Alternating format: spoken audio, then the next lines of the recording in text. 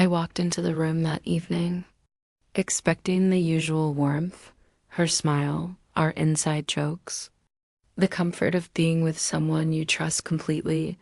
Her name was Maya, and for years I thought I was her world. I thought we shared something unshakable, built on love, trust, and countless memories. But that night, I realized I had been living in an illusion. She introduced me to her friend with a casual, laughing tone. "Oh, this is my roommate." She said roommate. The word hit me like a brick. It wasn't the laughter, not the casualness, but the utter dismissal of everything we had shared. The years, the late night talks, the promises whispered in the dark, all reduced to a label meant for someone who pays rent, not for someone she loved. I froze. My chest tightened. My vision blurred slightly as I realized the truth. This wasn't a slip of the tongue. This wasn't an accident. She didn't see me as her partner, at least not in front of him. I glanced at him. The person she had invited into this casual cruelty. His eyes avoided mine, awkwardly pretending nothing had happened, pretending he didn't notice. But I noticed, and I noticed her. The way she smiled at him, the way she didn't correct herself, the way my existence in her words had been erased. It was over. I knew it in that instant. The walk home was silent. Each step echoed the betrayal. My mind replayed every moment we'd shared, the dinners, the arguments, the reconciliations, the laughter, all of it. Reduced to a roommate, I felt a storm of emotions, humiliation, heartbreak, disbelief. I wanted to yell. I wanted to cry. I wanted to storm back and demand the truth. But I didn't, because some truths don't need confrontation. They need acceptance. The following days were quiet. I stopped calling.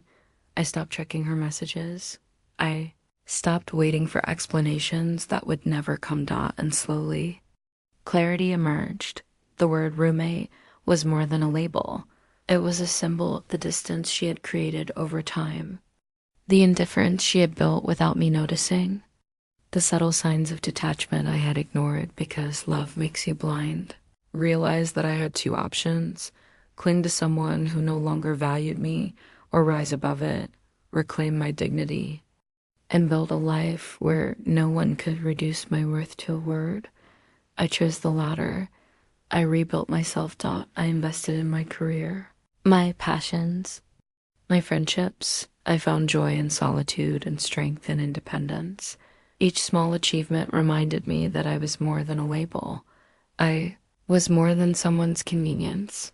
I was someone worthy of love, respect, and recognition. Months later, I heard about them. The man, the friend, eventually saw through her charms.